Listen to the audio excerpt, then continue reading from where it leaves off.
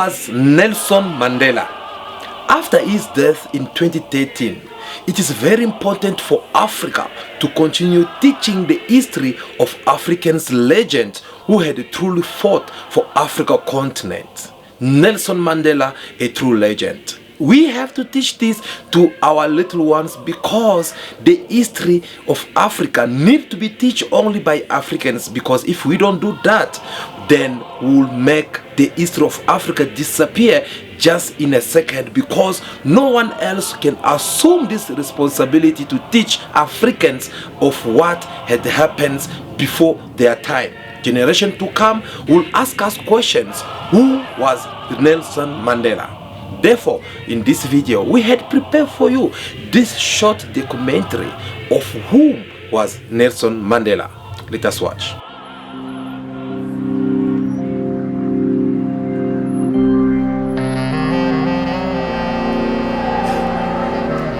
Well, Lord Nelson is a famous historical figure.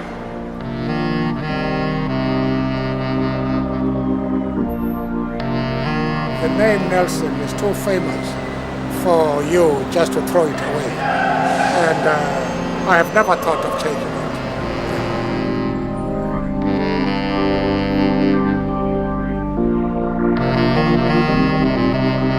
One of the things I like about Mandela is he's tough. If you're going to be a progressive, you have to be tough. Nobody intimidates Mandela.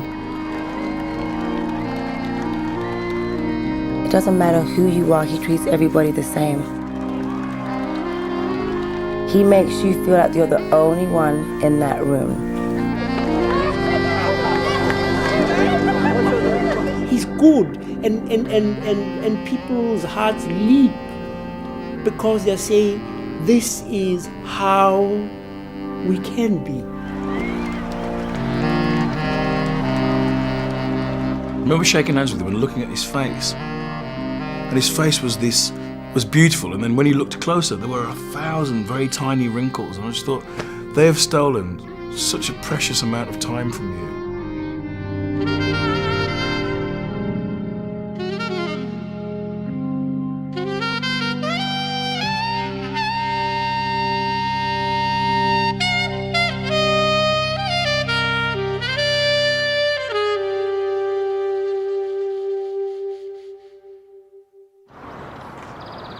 The first appointment this morning is Prime Minister Helen Clark from New Zealand, and after that the Mexican President, and then the Foreign Minister from Cuba.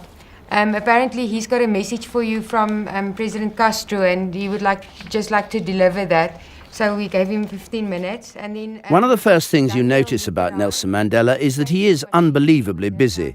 Every day is packed with meetings. Today it's especially hectic because there's a World Summit in Johannesburg. It's as though he's making up for the long years wasted in jail.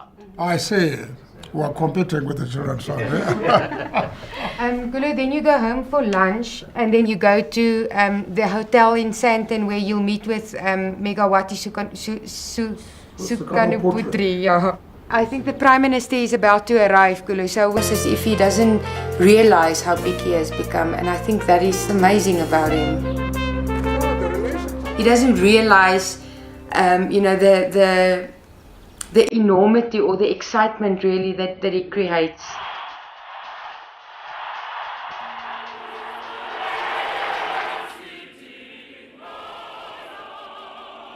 I don't think it's that he doesn't appreciate his own abilities. I really just think it's because of his humility that he refuses to become almost kind of a saint that people make him out to be.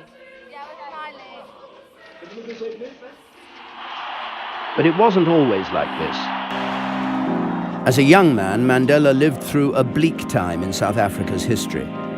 Apartheid meant 4 million whites ruling nearly 30 million blacks, who were denied their rights and treated as inferior. Mandela was impatient for reform. He didn't think peaceful protest would work, urged blacks to take up arms, and was condemned as a terrorist. There are many people who feel that it is useless and futile for us to continue talking peace and non-violence.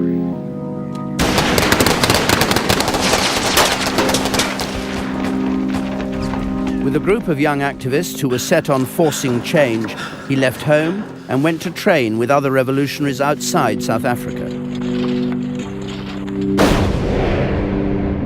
Accused of plotting to overthrow the state, he only just escaped the death penalty.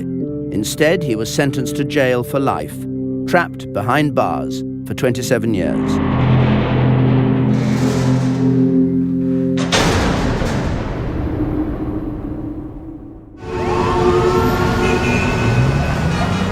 Mandela is in New York today, guest of honor at a glitzy film festival.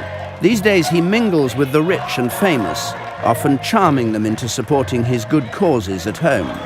Nelson Mandela.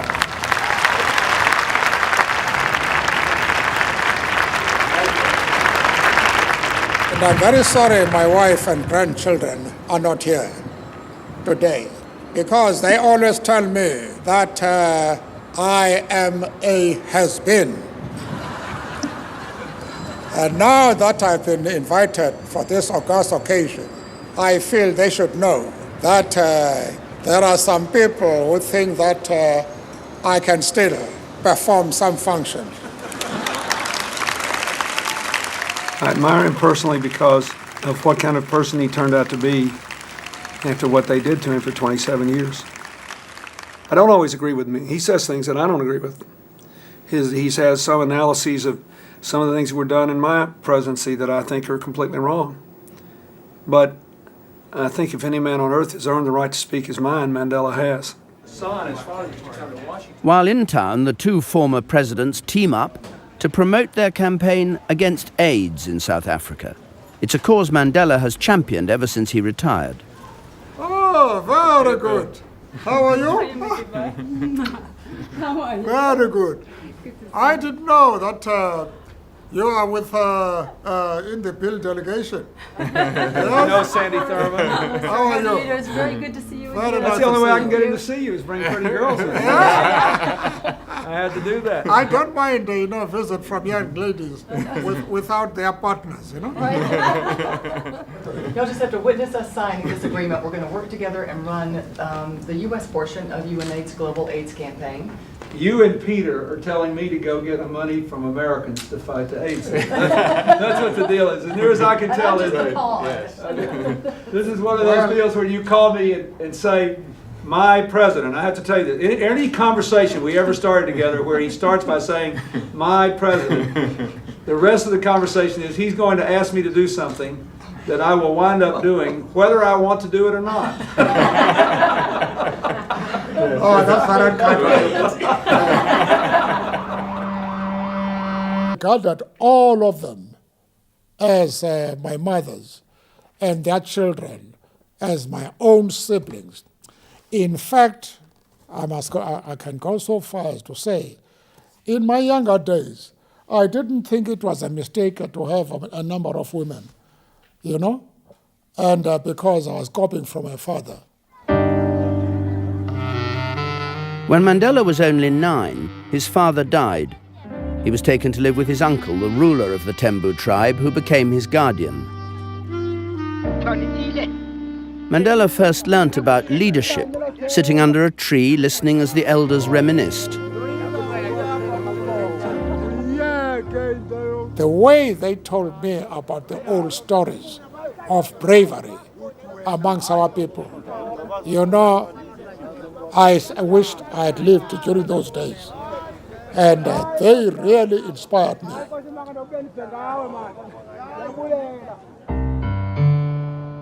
At 19, he was packed off to study at Healdtown, a strict Methodist college. It introduced him to a world of politics beyond local issues. From his classmates, he heard for the first time about the African National Congress, the ANC, the party which was fighting for black South Africans. People were not talking so much about traditional leaders, but we're talking about modern leaders. This opened my eyes to something totally different. And all that was shaping my attitude. Back home, Rolish Lala, the troublemaker, wasn't ready to settle down. Tribal tradition dictated he should now set up home with a local bride. I was being groomed for the position of a ruling traditional leader. But then my guardian, who was the acting king of the tribe, decided to get me and his son wives. The girl he wanted me to marry was in love with his son.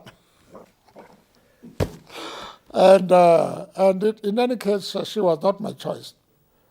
I was at university already, and I tried to persuade him to let me finish my studies. So I said, no, you can finish your studies, she'll stay with me, I'll look after her, and so on. But by the time I die, I must have made arrangements for the two of you. So we decided to run away.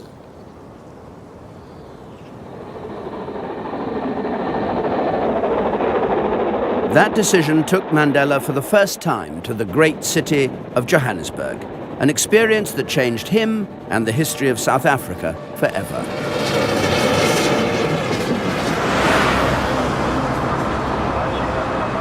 Back from New York, Mandela is on his way to open one of the many rural schools he's established with the help of big business, escorted by his Presidential Protection Unit, and behind him in the convoy his assistant Zelda, whose job is to manage the demands on his time.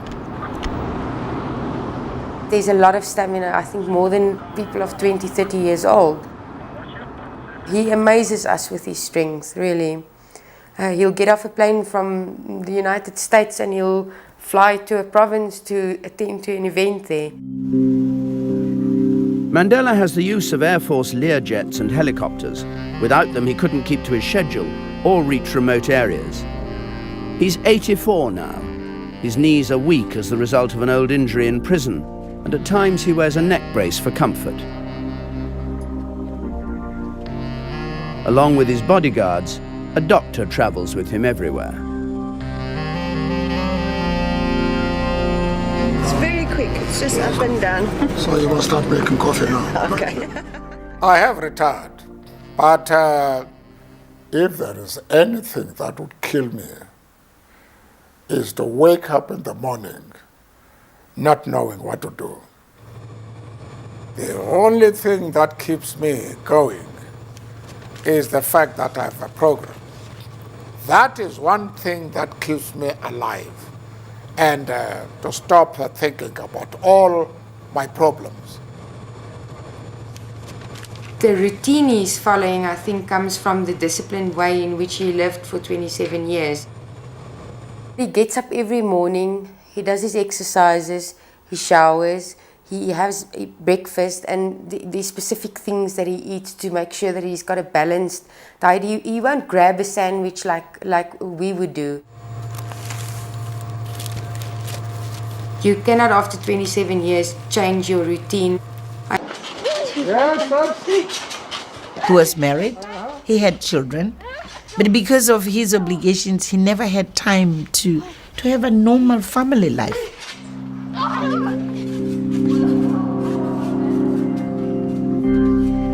Take away all your defenses and you are just a human being.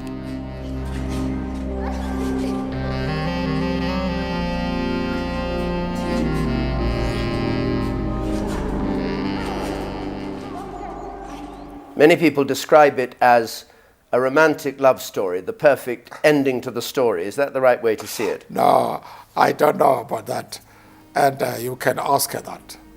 What do you think? Well, I'll leave everything to her. I thought it was the end. I never thought I could fall in love again.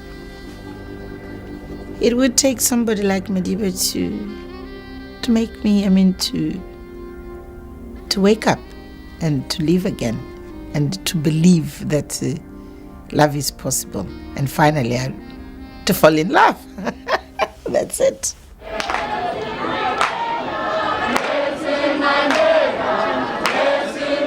In 1999, after his 5-year term as president, Mandela kept his promise to step down. But that didn't mean bowing out. Nelson Mandela meets the Lockerbie bomber in a Scottish jail. Nelson Mandela, who threw a lifeline to Bill Clinton. Former President Nelson Mandela has added his voice. He scornfully described Mr. Blair as a... Mr. Mandela told reporters that there should be an independent... Now one of the most respected world leaders is having his say as well. People like him don't retire. They don't sit still.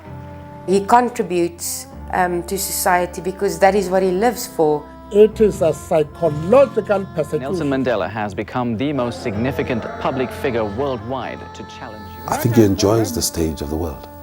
It also is beckoning because all sorts of people still want to see him, still want to touch him. The White House has reacted with anger to comments by Nelson Mandela. I think the United States has become drunk with power. He can afford to be controversial and to say things people won't like. We condemn that in the strongest terms. Because he knows that he has this moral strength which keeps him true to himself and true to others. And his comments sparked a firestorm of discussion on the nation's airwaves.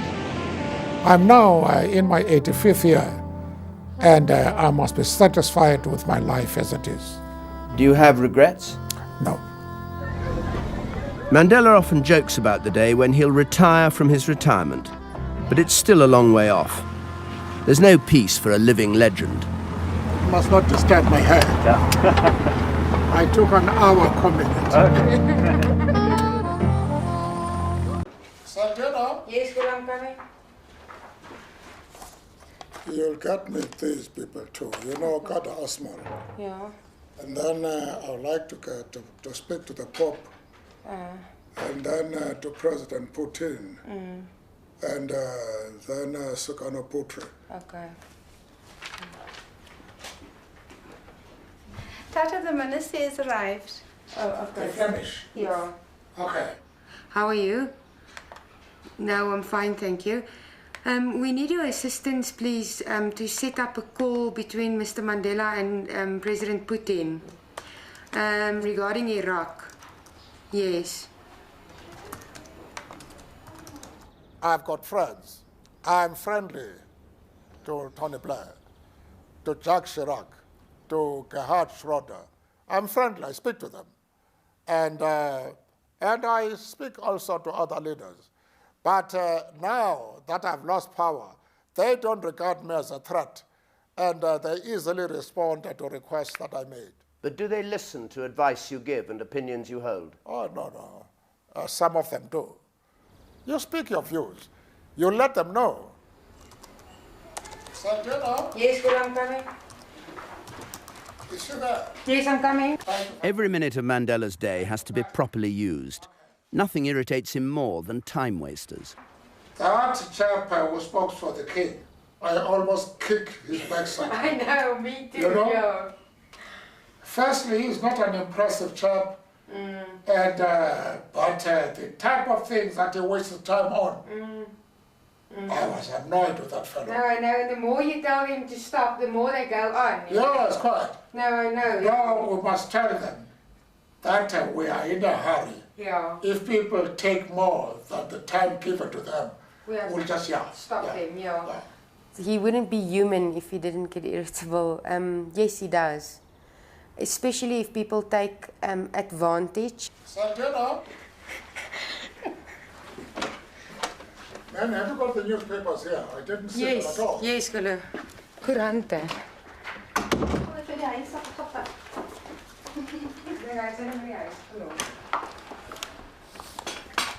Yes? Tata, Yeah? I'll have to get you the Sowetan. Oh, I see. I'll get it now. Uh-huh. Okay. Sometimes in certain situations, he almost seems to be a bit formal and distance himself from a situation. But he's not like that at all. His personality, I mean, he'll really break up an atmosphere with one word. He's got an incredible sense of humor. Yes? How are you? Very well, thank you. Are you married? Yes, I am. Oh, I see. How long did it take you to propose to him? Please sit down. Thank you. It was nearly 60 years ago that Mandela joined the ANC. He helped set up a radical youth wing, which soon came into conflict with a new strain of white supremacy. I despise them because they were despised by the entire world. They dressed in beautiful suits, silk shirts and silk ties, but they were like a grave.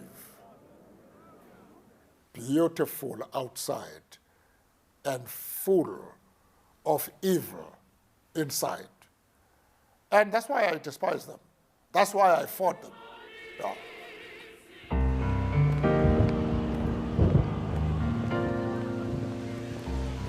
In a small office in downtown Johannesburg, Mandela and his fellow ANC activist, Oliver Tambo, went into partnership.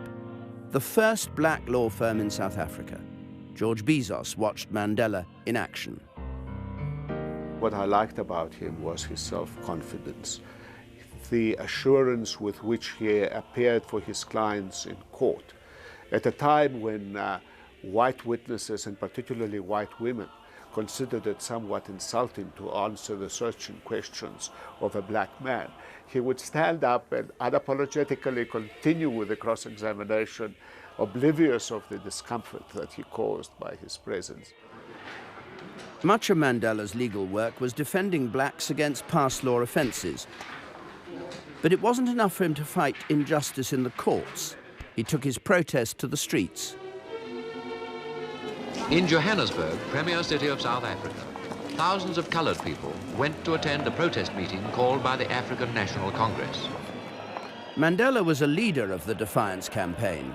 Although they risked jail in taking on the authorities, they were determined to maintain a policy of peaceful opposition. We hated the apartheid regime. We didn't want to have anything to do with them. But our brains said, if you don't talk to these people, this country is going to go up in smoke. Now one of the established leaders of the ANC, Mandela was arrested with 155 others, charged with plotting against the state. They have been arrested because they are strong opponents of apartheid. The government is trying to prove that some are infected by communist ideas. That's a criminal offence in South Africa. The notorious treason trial dragged on for 4.5 years, putting a strain on Mandela's professional and personal life.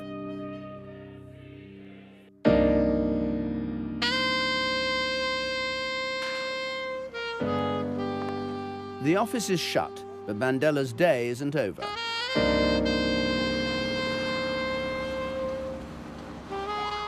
Tonight he's due at the wedding of the daughter of one of his most important benefactors. And Thabo Mbeki, Mandela's successor as president, is also expected. Where have you hit on the president? Oh, he's on his way, sir. On his way? Okay, very nice to see you. Very nice. The dinner is delayed while the party awaits the arrival of Mbeki, testing Mandela's patience. Well, is it proper to start before the president comes? Let me have a samosa.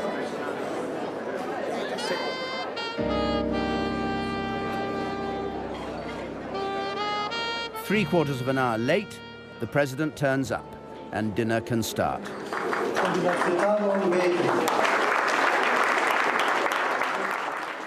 We are hungry. I'm sure you are. Is that so? Despite the pleasantries at the table, Mandela has pointedly amended his speech. In the late 30s, there used to be a president of the ANC who used to say, oh, thank you very much. We used to say, I am the black Prime Minister. I can't come early to meetings. I must come late and all of you must see what a black Prime Minister in this country looks like. I think my president here has taken after that president of the ANC.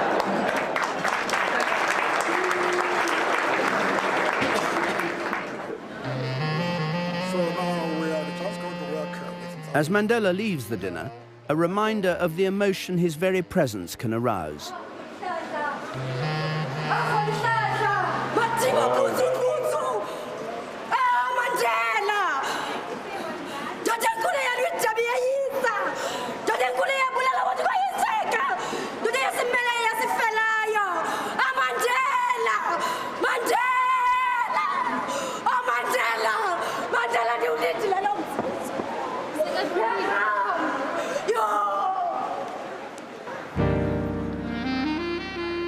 Mandela's charisma has always attracted women.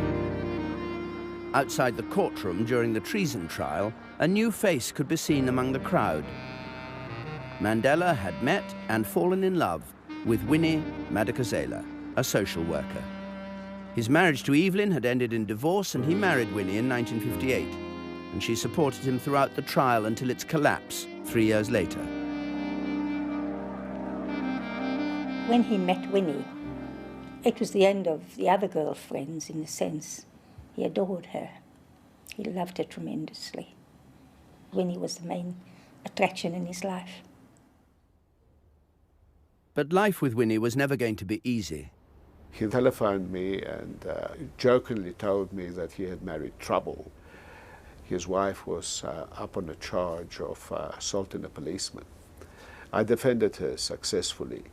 That pleased him no end, and that started a relationship. Amongst the three of us, I think that I probably defended her about 20 times during a period of 25 years. Demonstrations against the South African government's strict apartheid policies flare into shocking violence. March 1960, the harsh enforcement of the pass laws led to a protest at Sharpeville. Faced by a crowd of 10,000, the police response was savage. The crowd refused to disperse. Police opened fire into the crowd from behind a wire fence. 67 were killed, many shot in the back while running away. The anger I had was one which was disciplined, which was not aimed against whites as such, but against oppression.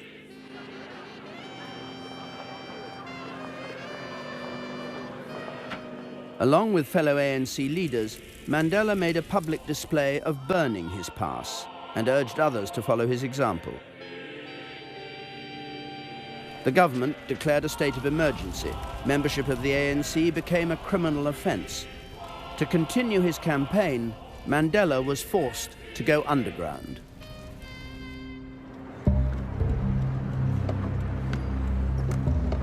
Mandela was now a wanted man. He kept on the move, travelled in disguise, stayed at different addresses. One refuge was in a white suburb of Johannesburg.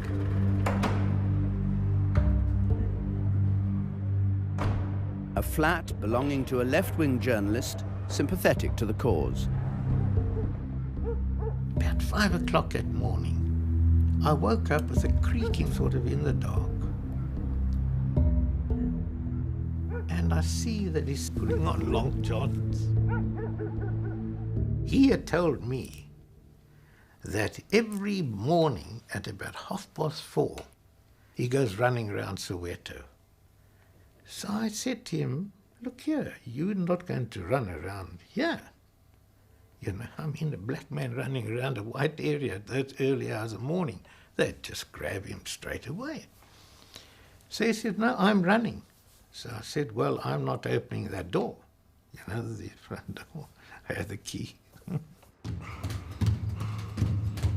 And then I saw him, you know, starting to run on the spot. So I said, you do this every day? So he said, yeah, yes, I'm going to do it, yeah, every day. And you know what? Tomorrow, you starting.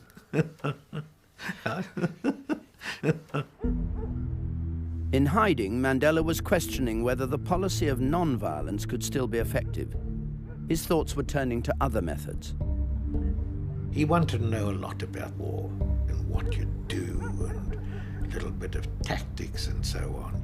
And then he said, have you got any reading matter on it? And I said, yes, if there's one book that you must read, it's Clausewitz on warfare.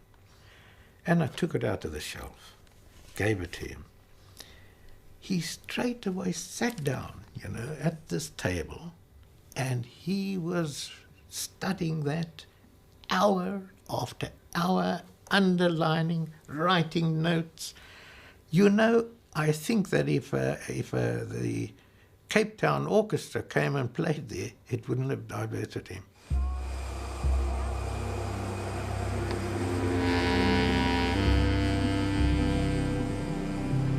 From being hunted by the state as a public enemy, Mandela is now given its full protection.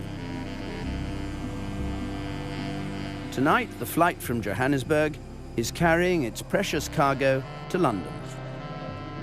Mandela is to be guest of the Queen.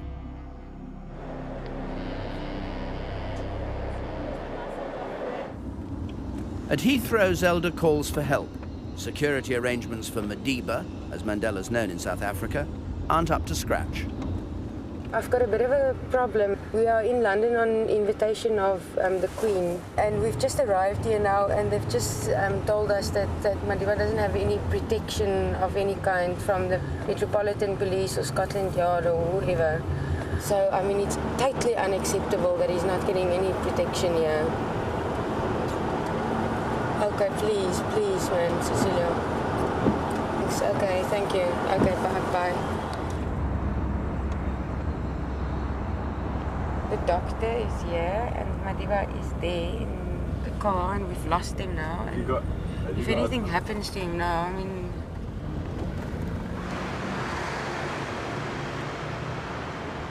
Hello? Hi, sir. Morning. The threat level against Madiba's life is quite high at the moment, and we were a bit taken aback that he had no protection. We do consider this an official visit because he's here on invitation of Her Majesty. You've got tea at 4 o'clock with Richard Attenborough. Oh, I see. Do you want a massage after that? Yeah, that would be good. Hello. How are you? Why is the threat? Well, because of his remarks in public on the Iraqi issue, and him criticizing certain countries for their attitudes and their policy towards Iraq. We had quite a few negative emails coming in from the United States specifically. I mean, some of them are racial, some of them are threatening him, bad language and so on. Unfortunately, there's people, unstable people in the world. How are you? Very well. Good to see you. Lord Attenborough's come to update Mandela on plans to erect a statue of him in Trafalgar Square. Tony Blair, the Conservative leader, the Tory leader, and then some friends of Donald Woods. Oh, very good. Very good. And we're going to put it not in front of South Africa House, but in front of the National Gallery. Oh, I see. Okay. So it has a wonderful view of Trafalgar Square. It is the most important position in the whole of Trafalgar Square. Very good. Very good. Yeah.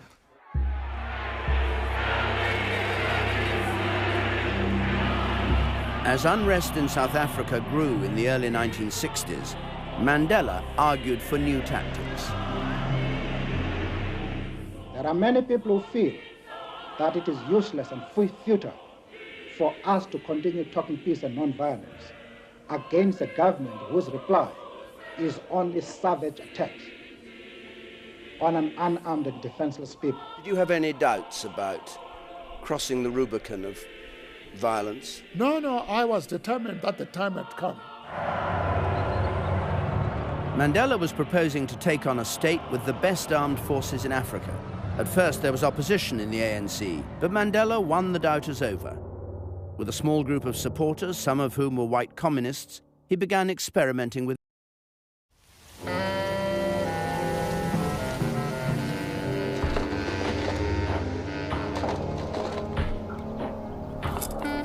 The idea in my mind was not that we were going to win, but that we were going to focus the attention of the world on our demands.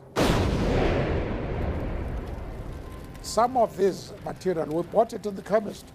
And when it worked well, then we knew that we had a powerful weapon. In December 1961, the attacks began. 200 acts of sabotage in 2 years.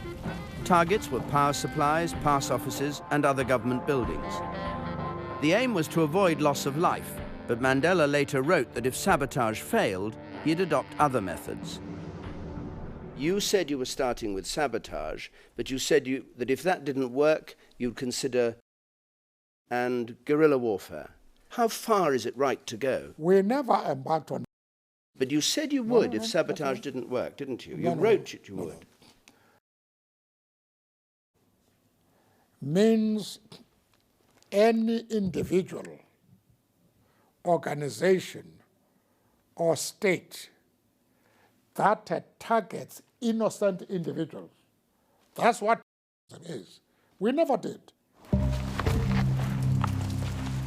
Mandela left South Africa to raise funds and start training the ANC's new armed wing, Umkhonto we Sizwe, the spear of the nation.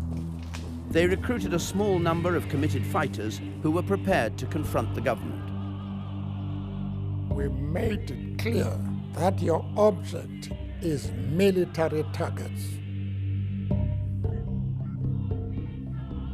Part of my training was what they call demolition work. Thank you for watching this part 1 of the living legend Nelson Mandela. Do you know why?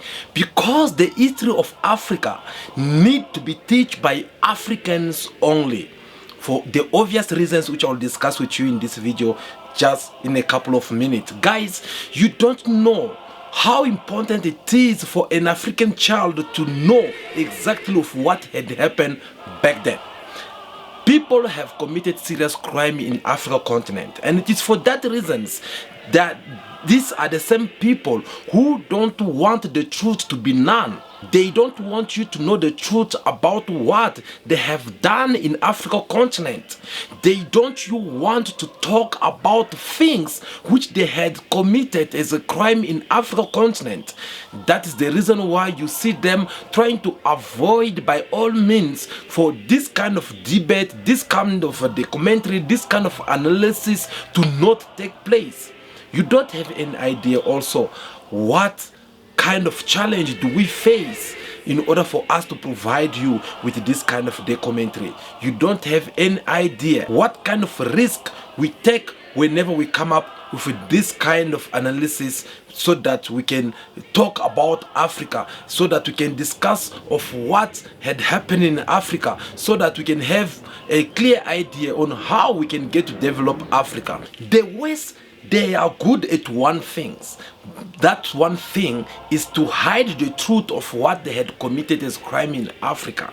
And it is for that reasons they are making sure that each and every time when Africans, they have to sit on one place and come to think together and exchange ideas on how they can liberate Africa and on how they can develop the African continent. These people, they don't want that. You're not going to be surprised why you never ask yourself a question to know why these people, they don't teach their children in school about who was Nelson Mandela, who was Patrice Lumumba, who was Mohamed Guruma, who was so on and so on, African heroes who had died and sacrificed their life for African child. They don't want to talk about that. Instead, you know what they usually do? They will discuss about who had invaded Google, who had invaded iPhone, who had invaded Microsoft, who had done this, who have done that. But they don't even have the courage to teach their children in their school that the minerals, the materials which we use to invade this so on cameras or all this device, whether it is TV, these things are coming from Africa continent. And in order for us to put our hands on these minerals, this is the kind of crimes of bad things we have done to Africans. They don't do that. They don't have that courage because they have only one mission. Their mission is to make sure that they delete the whole entire history which concern Africa continent. They don't want Africans to know of what had happened. So we are not gonna let them do that. Regardless of how many challenges we can face, regardless of how risk these things it might be causing us, but we're not gonna let them that. That's the reason why we came up with this platform, so that we can exchange, so that we can give each other ideas, so that we can analyze together and try to make the history of Africa remain alive. Because if we don't do that, your children, your grandchildren, tomorrow they'll ask us questions, they'll judge us, they'll say that you were there, you participate, or you were not there, but you could not consolidate what our grandparents had left already as history, or you could not be able to write it in your books, you could not be able to teach it to these children. Don't judge us for that. So it is for that reason we are standing and making sure that we are going to fight, and we are going to give it all our best to make sure that the history of Africa remain alive. Well, guys, you watch this video, you will notice that some of the place in this video, we put it blurry. It was not by our choice that we choose to make it this blurry. If you notice again, especially in the last part of this video, Mandela living legend, you'll find out that some of the audios, we have to mute it. It was not by our choice, but it is because these people who don't want the history of Africa to be told, they are trying by all means to use their platforms to make sure that no one should not know the truth about what had happened. So we faced serious challenge. They did not want this video to be on their platforms. Yes, I tried different platforms. They were not accepting it. They were busy giving up a lot of terms and conditions, all because they don't want the truth to be known to Africans. Because if you see all the plays which I put on blurry, it is because it was showing the crime these people they had committed in Africa continent. But just because they don't want Africans' child to know exactly what they have done, well, that is the reason why they don't want this kind of image to be shown in their platforms. If you notice the place where I mute some of the audios, because there were some truth, some words which was coming from Nelson Mandela toward these people, telling them the truth of what they are doing to the black South Africans. But just because, again, they don't want this truth to be known to South Africans or any black child out there all around the world, whether you are in America or Australia, Canada, UK, every black child who've been asking too much questions of what had happened, then they prefer you not to discover the truth. But I'm glad at least we fought until the end. We managed to come up with this part 1. Part 2 is coming. Part 2 is gonna come with a lot of revelations. Part 2 is gonna even expose many people out there. And I will make sure that we're gonna fight through so that we can manage to come up with this part 2, because this part 1, they really fought it in order for it to be here. I prepared this documentary for about 4 to 5 months now, but I could not be able to bring it here on this social media because they were refusing with all their platforms. So we had to make some exchanges so that you can be able at least to find out of what had really happened, because you have the right. It is within your right for you to know of what had really happened to our true legend, our heroes. Because you need to know, for an example, why Patrice Lumumba was killed.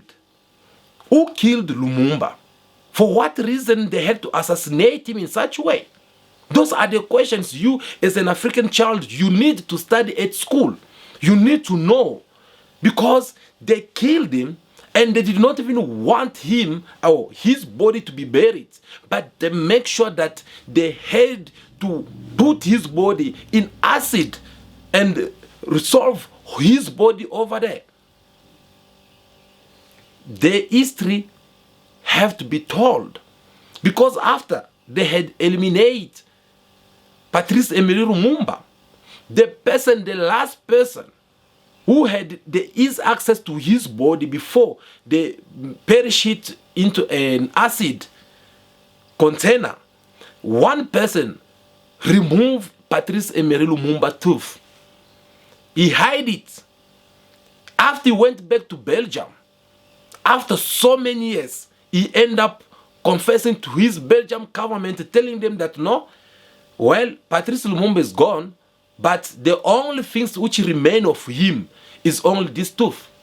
And they had the courage to take that tooth and go and put it in their museum over there in Belgium. Did you know about all this?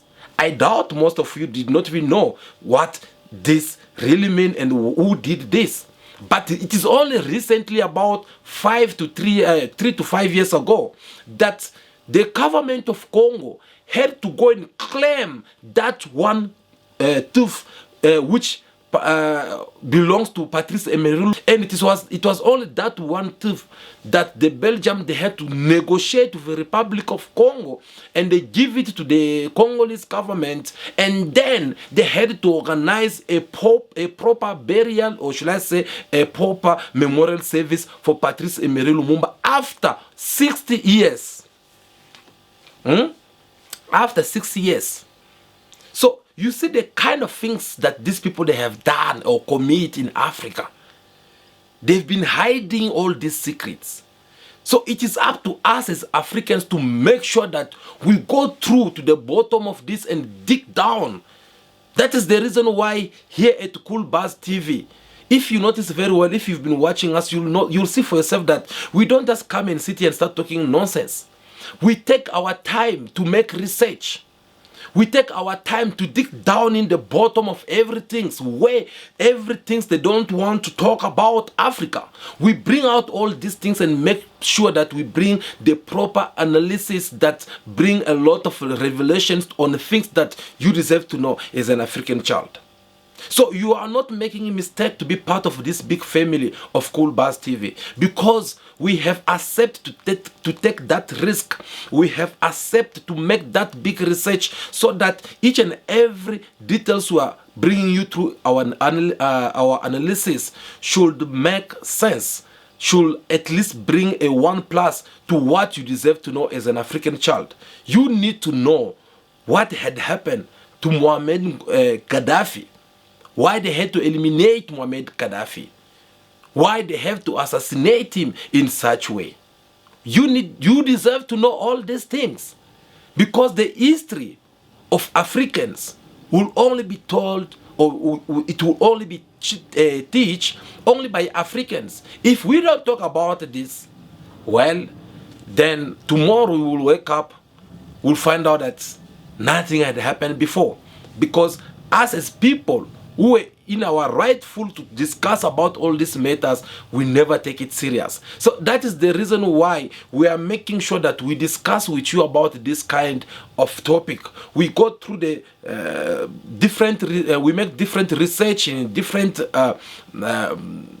ways that's possible we might have, and then we have to come up with this.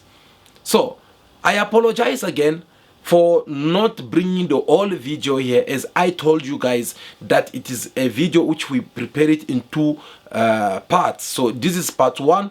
We had to face all these challenges before they allow it to be here, and regardless of how we managed to make some places blurry and mute some of the audio, you, the person who have watched this video, I believe you have a clear idea of what had really happened. I believe you are now in the right position, at least to call your children and put them down and show them that, no guys, you see, this is what Nelson Mandela and more Pan-African leaders went through in order for Africa to be where it is today. And we still have a lot of work to do so that we can liberate this Africa definitely from all the Western power. Because we can only liberate this Africa if we are talking about this kind of matters, if we put our power together as Africans, if we are united, if we discuss about matters that make sense, that is the only way we'll send this strong message to the Western power and tell them that no, this is not the old Africa, but this is the new Africa, which is full of youth who are having full of energy, and this is not something that we gonna accept at all. So guys, I believe that to be all for today in this part 1 of Nelson Mandela, a living legend. We are looking forward to part 2, and if you don't want to miss it, make sure that you hit that subscribe button so that when we upload the part 2, you'll be able to get it again on time. But do me a favor before you leave, make sure that you give me your thumbs up. You see that's thumbs, just click on it. It's free of charge, because this kind of job, it is very risky that we are taking, but we have at least to bring all this information to you and our analysis. So if you want to support us, you just have to like this video, give us your thumbs up, so that the YouTube platforms and Facebook platforms, they will be able to recommend this video to many people, because our wish, our mission is to make sure that each and every African can be able to see this kind of message and have a clear conclusions to whatsoever they've been asking themselves as questions about of what had happened before their time in this Africa continent. That will be all. Thank you so much for your time. For now, continue to be yourself, be good, be kind, have respect for everyone in order for you to be respected. May God bless you all. I'll see you again very soon. Ciao, ciao.